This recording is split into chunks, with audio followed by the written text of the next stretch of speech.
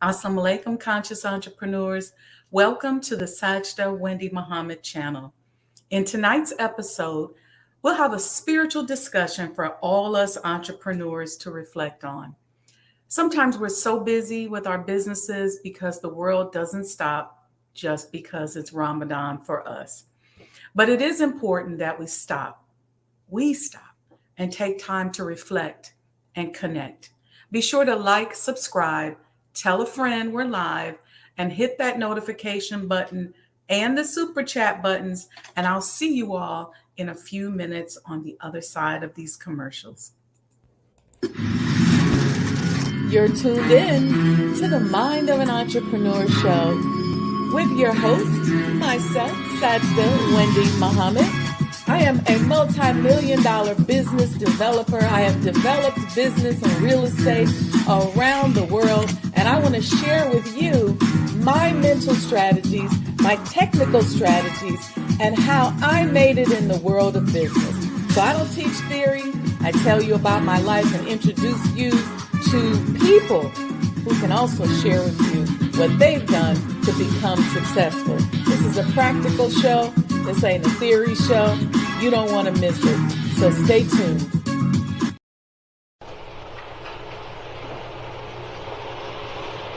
O Allah, guide me among those whom Thou hast guided aright, and preserve me among those whom Thou hast preserved, and befriend me among those whom Thou hast befriended. Bless me in whatsoever Thou dost grant me, and deliver me from the evil of what Thou hast judged. Surely Thou judges, and none can judge against Thee, and he whom Thou befriendest is not disgraced. Blessed art Thou, O Lord, and exalted be Thee above what they set up besides Thee.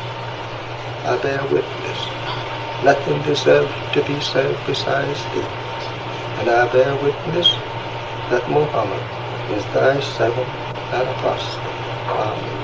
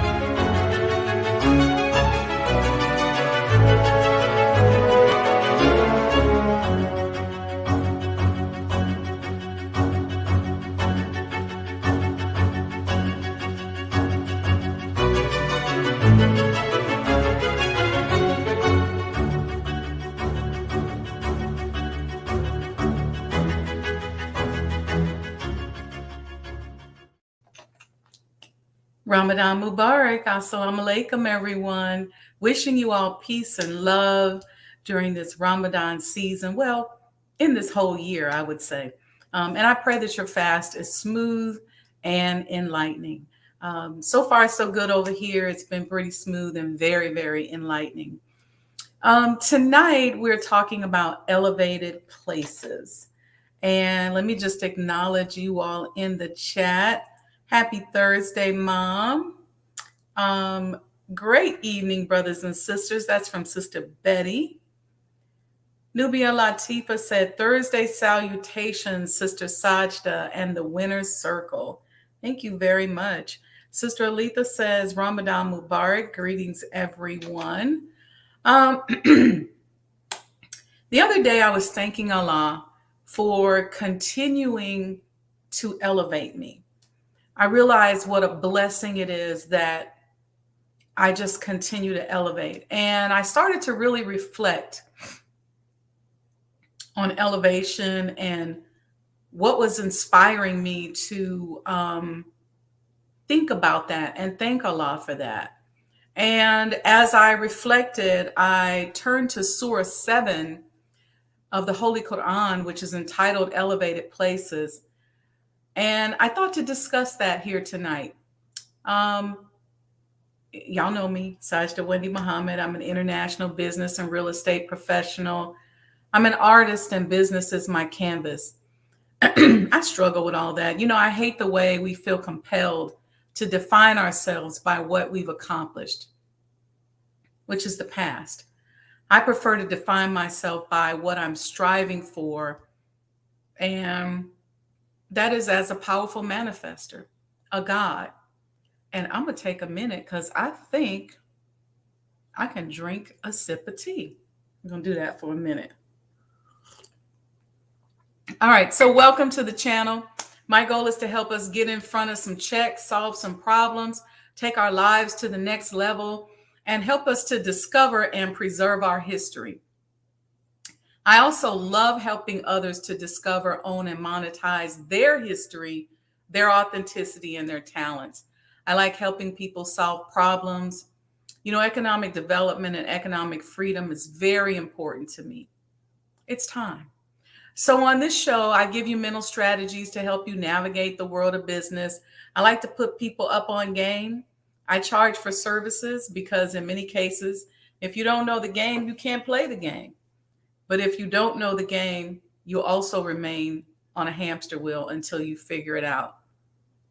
So as I spent some time this week in gratitude, thanking Allah for continued elevation, I sought the guidance of Surah 7 of the Holy Quran, as I mentioned, and I reflected on elevated places.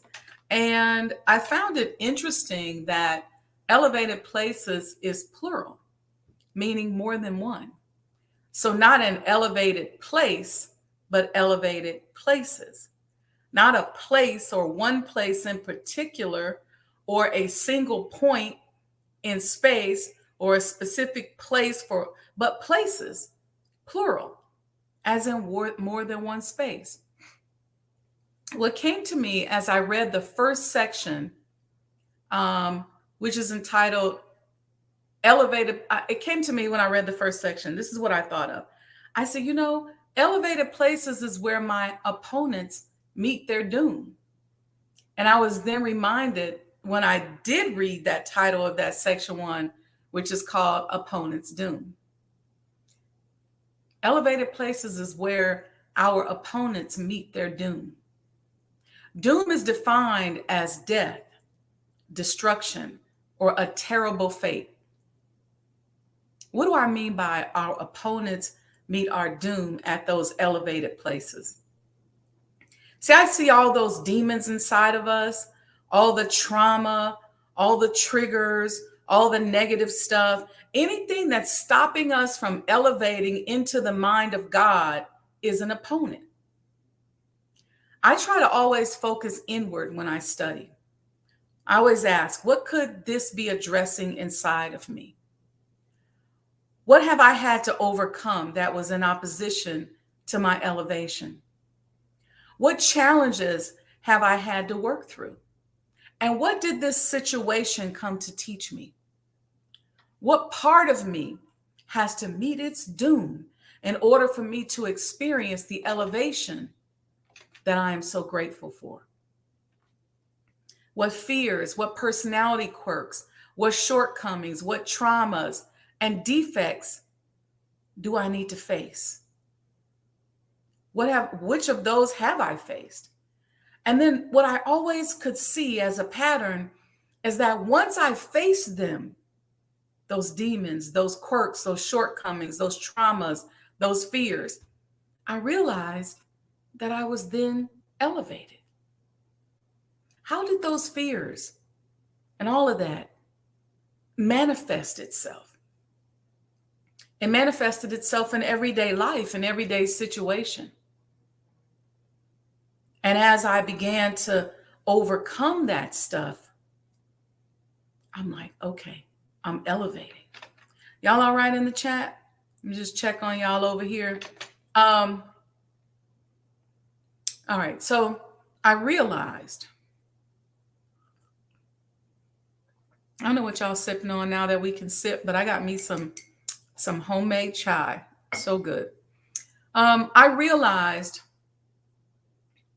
that every time somebody had secretly plotted against me, every time somebody talked about me and I overcame it and circumvented the situation that they was trying to create, I experienced an elevation. Every time somebody lied on me, every time somebody judged me or misunderstood me or abused me or talked about me or mistreated me, and I learned how to navigate those circumstances, Allah's reward for me was elevation. Every time I've succeeded at manifesting in the face of controversy, I was elevated. Every knock, every challenge presented a new elevated place. Every time I beat the odds, I landed on an elevated place. Every time I correct an error of my ways or atone for a wrongdoing, I move to an elevated place. I'm ever so grateful for the opportunity of elevation. I'm so glad that elevated places is plural and not singular, and that we have a chance to continue to elevate over and over and over again. And as I reflected, I then realized that those elevated places are places of higher learning, places of higher living. And then it hit me that those elevated places are my livelihood. See, livelihood is a means of supporting one's existence. It's our sustenance. Because without those challenges and without overcoming and working through those challenges, we can't elevate. And without elevation, we can't go to new heights. Without overcoming obstacles, we don't rise above our existing condition. So my livelihood, I realized, is not what I earn annually. What I earn annually is a result of my livelihood. The resources I have access to are a direct result of those elevated places. Verse 10 of Surah 7, entitled Elevated Places in the Holy Quran, states this: "And certainly we established you in the earth and made therein means of livelihood for you. But little it is that you give thanks." And I thought, wow, Allah, we don't give thanks to those challenges because we don't know that that's our livelihood.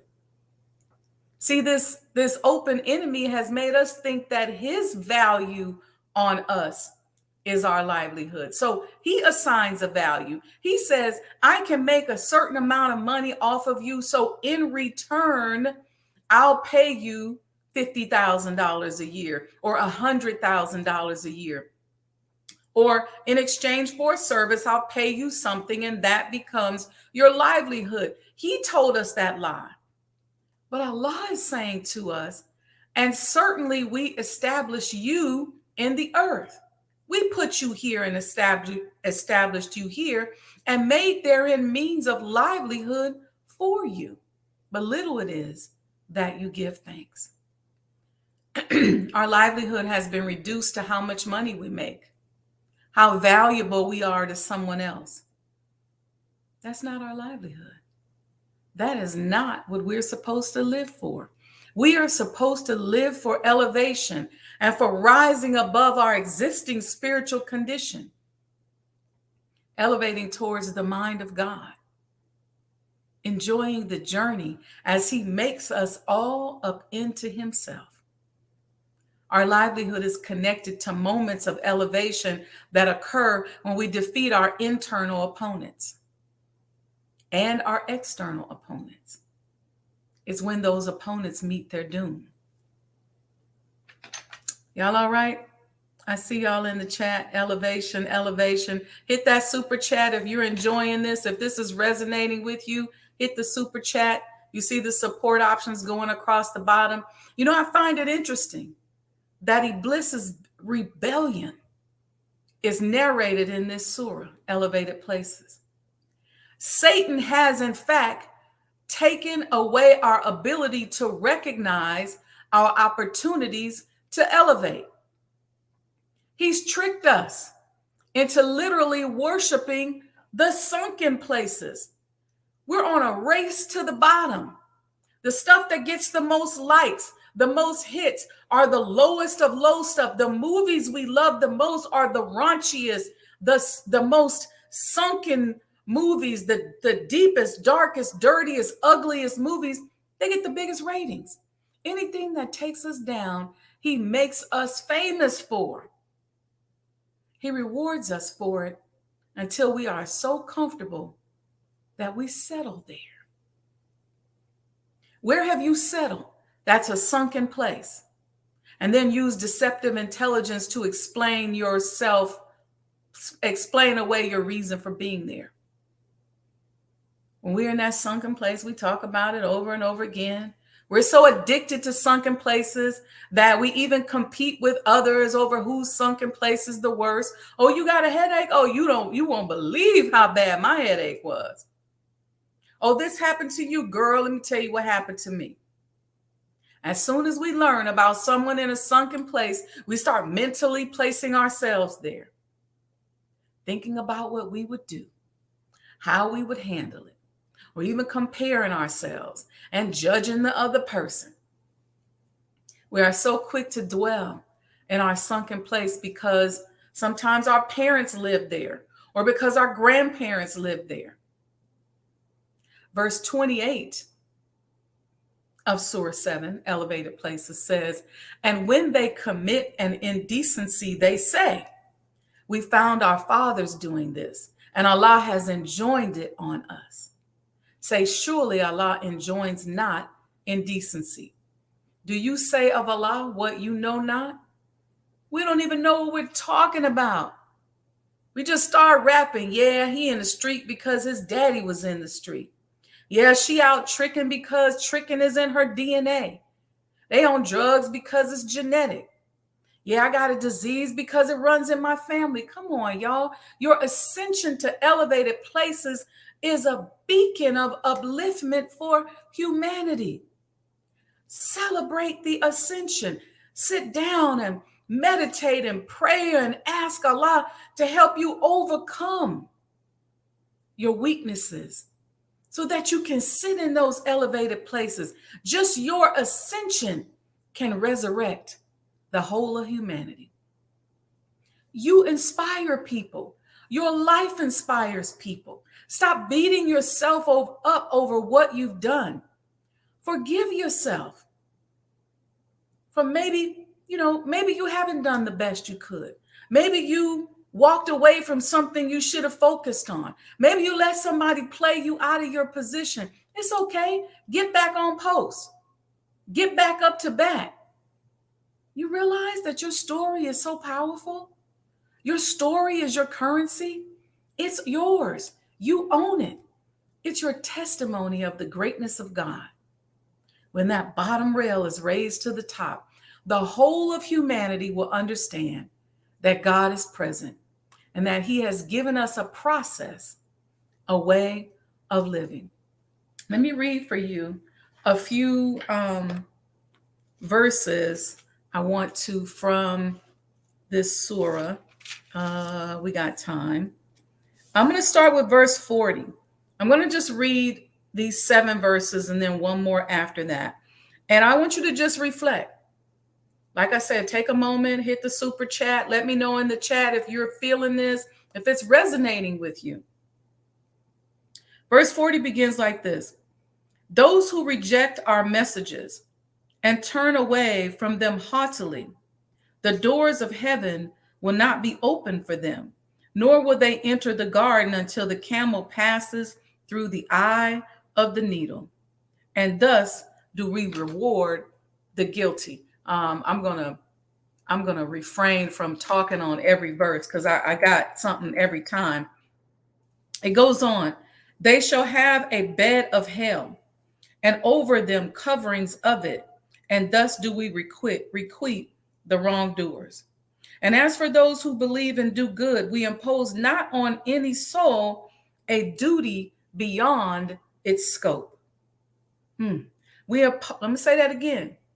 We impose not on any soul a duty beyond your scope. They are the owners of the garden. Therein they abide. And we shall remove whatever of ill feelings is in their hearts. Rivers flow beneath them, and they say, all praises due to Allah, who guided us to this. And we would not have found the way if Allah had not guided us. Certainly, the messengers of our Lord brought the truth, and it will be cried out to them. This is the garden which you are made to inherit for what you did. I hope y'all listening. And the owners of the gardens call out to the companions of the fire. We have found that which our Lord promised us to be true. Have you too found that which your Lord promised to be true? They will say yes. Then a crier will cry out among them, the curse of Allah is on the wrongdoers, who hinder men from Allah's way and seek to make it crooked, and they are disbelievers in the hereafter. And between them is a veil, and on the elevated places are men who know all their marks, and they call out to the owners of the garden, peace be to you. They have not yet entered it, though they hope. And then their eyes are turned towards the companion of the fire. They say, our Lord, place us not with the unjust people. Be grateful for what you have overcome. Do not make gods out of your problems. Put that in the chat. Do not make a God out of your problems. Do not make a God out of your shortcomings. Do not worship the negativity. There is no God but Allah.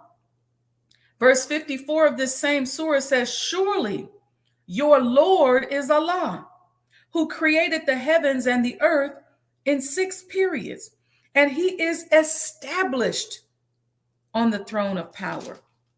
He makes the night to cover the day, which it pursues incessantly, and he created the sun and the moon and the stars, made subservient by his command. Surely his is the creation and the command. Blessed is Allah, the Lord of the worlds. Allah desires to make himself known. Y'all know that. He's everywhere. When he loves someone, he makes it known. If you don't feel loved by Allah, just look around. If your heart is beating and you don't even got to think about it, you woke up, you're breathing, Allah loves you. You cannot deny his love for you. If you look for him, you will find him. He's everywhere. He's in everything and in everyone. So as you're striving to navigate the challenges of your business during Ramadan, be reminded of what Allah is calling upon you to overcome. He desires to elevate us. So don't neglect your spirituality while you're busy trying to work your business and solve your business problems. Don't neglect your spirituality when you're dealing with other people. Don't neglect your spirituality when you're thinking about how you're going to price your items and where you're going to sell, how you're going to sell, and what you're going to sell. What do you have to let go of in order to lighten your spirit and elevate? And as you're working through the challenge, don't forget to go deep into yourself and work on whatever it is inside of you that bubbles up in the face of the challenge. I always say, who do I need to become in order to elevate through this? I often ask Allah that.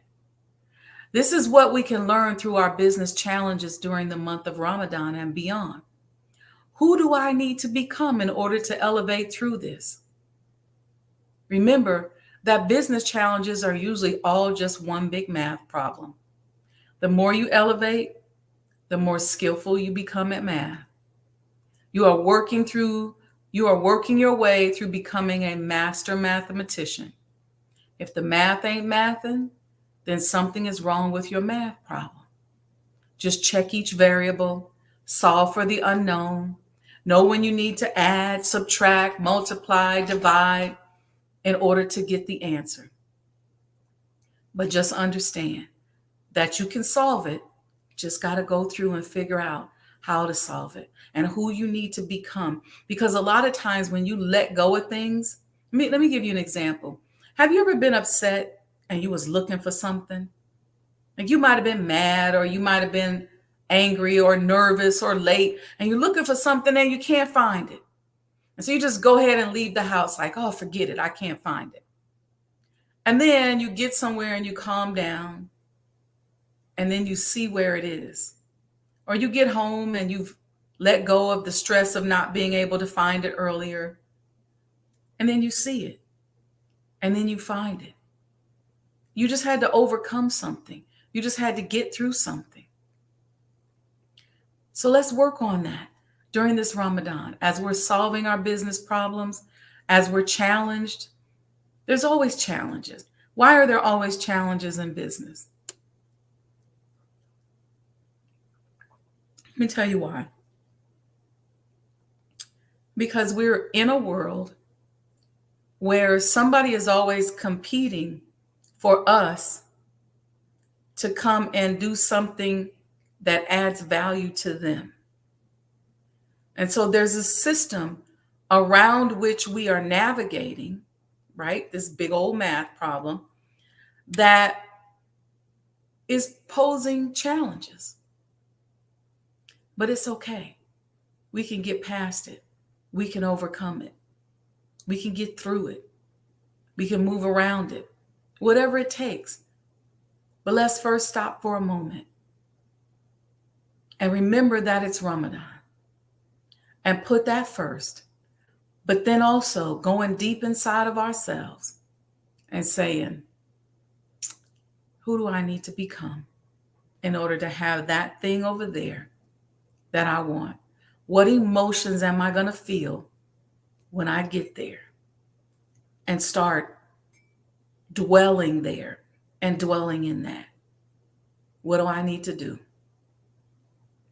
I hope this helps us as business people during Ramadan. I don't want us to be one of those vendors that gets their tables turned over by Jesus.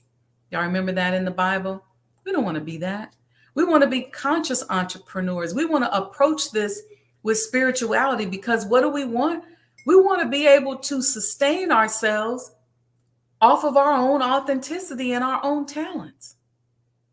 And so that's going to require that we elevate and we enjoy those elevated places. And how do we get there to enjoy those elevated places? By going inside of ourselves and overcoming ourselves. It's easier said than done. I know that. But it's important.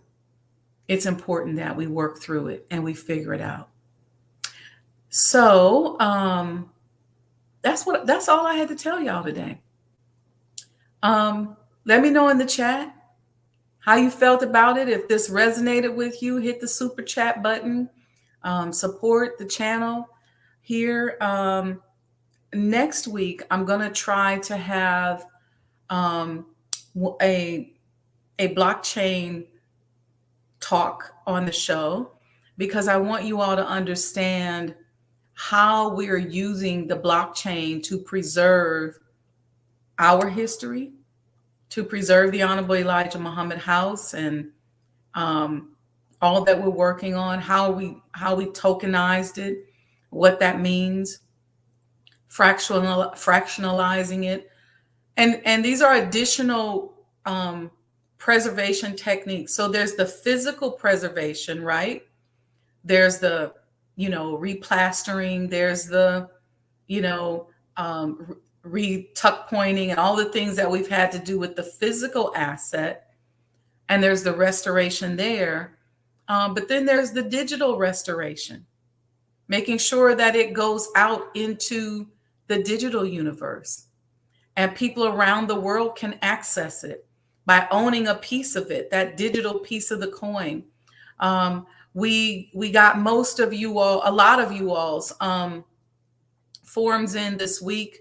We're working on getting them airdropped to your wallet. It's taken a little longer because we just had to get everything set up. And there was a few technical things that we've had to call technical support for, but we're working through it and we'll get there. This is new. And so I want to bring somebody on next week. So we're going to talk about how the blockchain can be used to preserve history. We want our brothers and sisters around the world to be able to see the house. So we're working on the virtual model for the house, which I'm very excited about, and you'll be able to log on. We're working on the last funds. I appreciate what each and every one of you have donated. You've helped with some of the day-to-day stuff. We got to chunk away at this big goal that we got. The house is real pretty. It costs a nice, pretty penny to sit there and look pretty. And so I appreciate all of your support and your donations. And, when you all buy a coin, you don't know that's paying a utility bill. It's, taking care of something. After all, it's a mansion. Anyway, so let's see who we got in the chat. I see Brother Ronald Robinson said Ramadan Mubarak.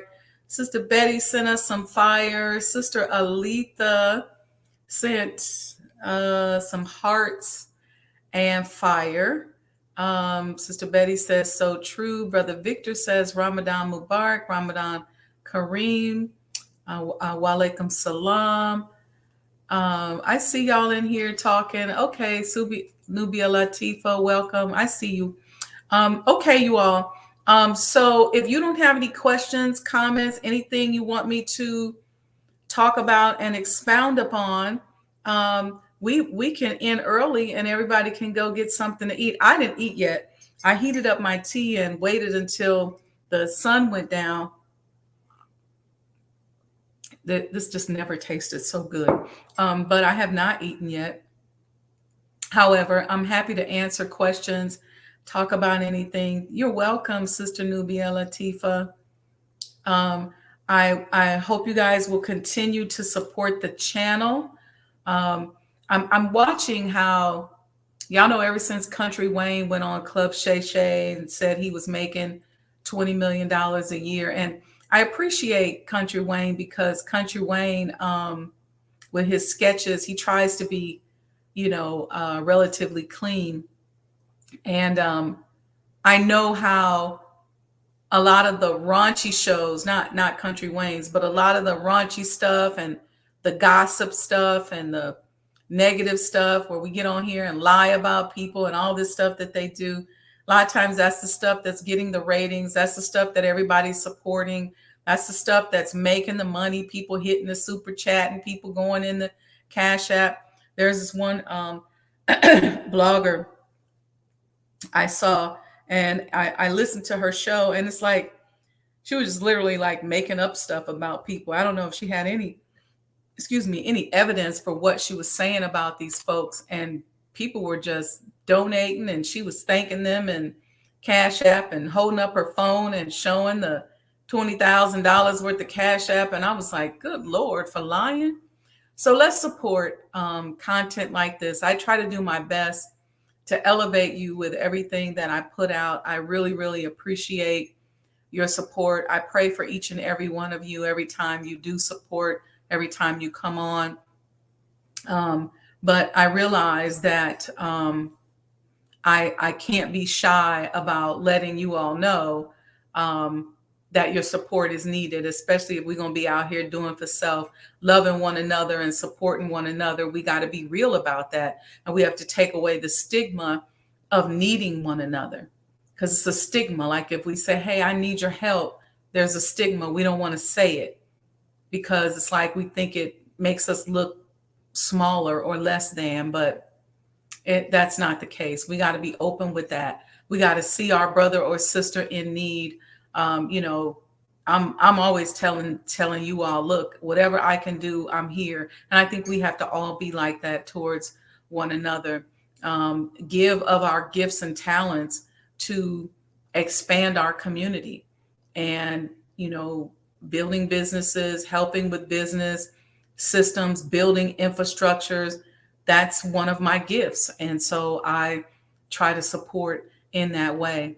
I think this next phase of our growth and development has to involve economic development in order for us to be free, in order for us to really rise up into the thinking of God. We got to get free. We have to get ourselves to the point where we are owning and monetizing ourselves, and money is no longer an obstacle. And I know that sounds big, and it sounds probably bigger than what we think we can accomplish, especially in the face of us hearing about bad times to come, depression, famine. But more millionaires were made during the time of the Depression than any other time in history. And so there's no reason to believe that we can't earn our freedom in the face of the fall of this world. So as the dollar is plummeting, we need to just be thinking outside of the box. Let's find a way to elevate ourselves. Let's find a way. Now, look, they down. Let's negotiate our freedom. We can do it.